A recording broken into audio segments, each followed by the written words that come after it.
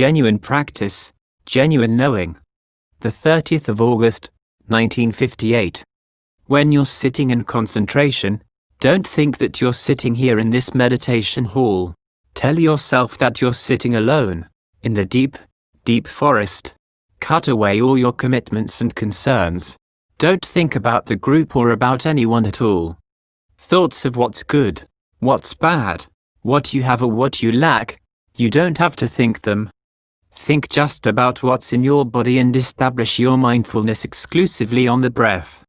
Or you can tell yourself that you're sitting face to face with the Buddha, so that you have to keep careful watch over the manners of the mind.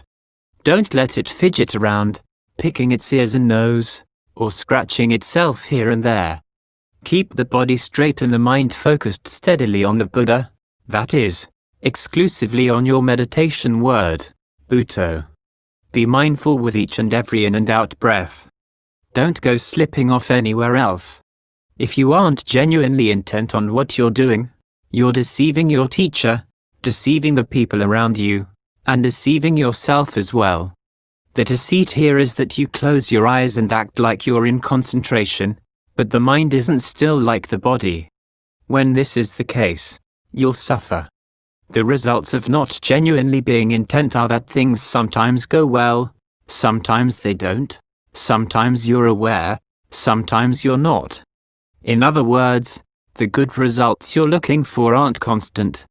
That's the first result. The second is absent-mindedness. The mind thinks about other people, other things, and doesn't stay with the body, doesn't stay with the present. You're like a person eating a meal. You intend for your hand to put rice in your mouth, but you gaze around absent-mindedly. You think you're eating a spoonful of soup, but it turns out to be a spoonful of pepper sauce. You reach for a sweet but grab and bite into a clod of dirt or a piece of gravel instead. Or you can make a comparison with a blind person eating a meal. A person with good eyesight sends you your food, telling you that, this is rice, this is curry, this is a sweet, but you don't take note of what she says and so you get them all mixed up. Then you go blaming her for your own absent-mindedness. The third result of not genuinely being intent is forgetfulness.